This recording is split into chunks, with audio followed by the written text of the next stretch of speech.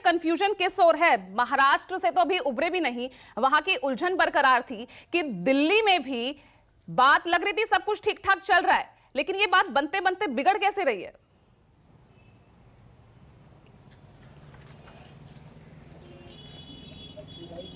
देखिए, इंडिया गठबंधन कश्मीर से कन्याकुमारी तक फैला हुआ है, ये बोलते हैं इंडिया अलायंस के नेता। लेकिन समस्याएं कश्मीर से ही शुरू हो जाती हैं। वहाँ 3 दल हैं और नेशनल कॉन्फ्रेंस, पीडीपी और कांग्रेस एक दूसरे के खिलाफ लड़ते रहे हैं। और जाहिर है कि इन तीनों के बीच जब एका होगा तभी तो भारतीय जनता पार्टी से भिड़ंत होगी। और मैंने एक उदाहरण के तौर पर आपको कश्मीर का नाम लिया। ऐसे तमाम राज्य हैं और 6 राज्यों में तो खुद कांग्रेस जो है वो एडवर्सेरियल पोजीशन में है। तो ये सबसे बड़ी दुविधा इंडिया अलायंस की है कि एका होना है, लेकिन अपने ही सहयोगी एक दूसरे के खिलाफ प्रादेशिक स्तर पर खड़े हैं। अब उसी का एक आपको उदाहरण कल दिल्ली में दिखाई पड़ा।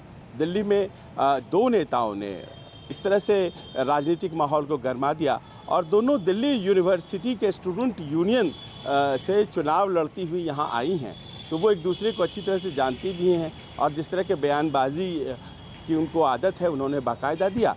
कल जो दिल्ली में बैठक हुई राहुल गांधी और मल्लिकार्जुन खड़गे कांग्रेस अध्यक्ष के नेतृत्व में, उसमें 7 सीटों पर सही में तैयारी करने के लिए कहा गया। और जब तक अलायंस फॉर्मल रूप नहीं लेता है तब तक तो जाहिर है ना कि 7 सीटों पर ही कहा जाएगा तैयारी करने के लिए, कम सीटों पर क्यों कहा जाएगा।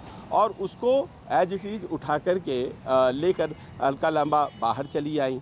अलका लांबा करेक्ट बोल रही हैं, ऐसा नहीं है कि वो नहीं बोल रही हैं। संदर्भ केवल आजकल कुछ ऐसा हो चला है कि उनकी बातों को गलत तरीके से ले लिया गया कि 7 सीटों पर अगर लड़ना है तो आम आदमी पार्टी की तरफ से प्रतिक्रिया आ गई, तो फिर इंडिया अलायंस की ज़रूरत क्या है। क्योंकि इंडिया अलायंस में आम आदमी पार्टी की जो मौजूदगी है वो 21 सीटों के लिए ख़ास तौर पर है पूजा। 7 सीटें यहाँ की हैं, 13 सीटें पंजाब की हैं और इसके अलावा एक चंडीगढ़ की सीट है। आम आदमी पार्टी चाहती है कि उसे हरियाणा और गुजरात में भी जगह मिले ताकि वो भी चुनाव लड़ सके। अब ये सब जो ऊपर वाली नेतृत्व है उसके बीच अभी तय होता कि नीचे वाले प्रवक्ताओं ने ही ये रायता फैला दिया। और अगर हम आगे बढ़े तो बात महाराष्ट्र की कर लेते हैं। अब महाराष्ट्र में जिस तरह से कॉन्फ्लिक्टिंग सिग्नल्स आ रहे हैं और लगातार शरद पवार की तरफ से ये संदेश कि मैं हूँ वहीं तटस्थ हूँ, लेकिन बार बार उनकी मुलाकात उनके परिवारजनों से नहीं अब राजनीतिक प्रतिद्वंदियों से हो जा रही है, तो एमवीए में कहीं ना कहीं खटर पटर वाली बात तो आ ही गई है। और ये संदेश दिल्ली से ही गया है कि आप 48 सीटों पर तैयारी कीजिए। जाहिर है वहाँ तक गठबंधन अभी फर्म अप हुआ नहीं है, तो 48 सीटों की बात वहाँ भी कांग्रेस आला कमान ने अपने जो राज्य प्रतिनिधि हैं नाना पटोले उनको बताई है। शिवसेना भी सभी सीटों के लिए उद्धव ठाकरे ग्रुप वो तैयारी कर रही है। तो ऐसा लगता है कि जब तक अलायंस की एक यूँ कहें कि रूपरेखा नहीं तैयार होती है, आकार जब तक नहीं बनता है, तो इस तरह के कन्फ्यूजन होंगे। अब देखिए कि कल नीतीश कुमार जी दिल्ली आए, दिल्ली आकर के वे चले गए अटल जी सदैव अटल के समाधि पर, और सदैव अटल समाधि पर उन्होंने अटल जी को पुष्प अर्पित किए। छूटते ही पहला सवाल उनसे हुआ कि अटल जी की मृत्यु के बाद आप इस बार पहली दफ़ा यहाँ पहुँचे हैं, बीच में तो कभी आए नहीं। तो इशारा था कि कहीं पॉलिटिकल मैसेजिंग तो आप नहीं कर रहे हैं, कोई दबाव तो आप नहीं दे रहे हैं इंडिया अलायंस पर, या फिर एनडीए की तरफ कोई इशारा तो नहीं कर रहे हैं। तो उन्होंने कहा नहीं जी ऐसी कोई बात नहीं है, हमारे लिए श्रद्धेय है अटल जी, उन्होंने बहुत कुछ सिखाया है और हम अपना सम्मान उनके प्रति व्यक्त करने आए हैं। लेकिन दिन भर इस तरह की चर्चाएं रहीं और देखिए नतीजा, कल पूरे शाम खाली रहे। नीतीश जी से कोई राजनीतिक मुलाकात किसी की नहीं हुई है।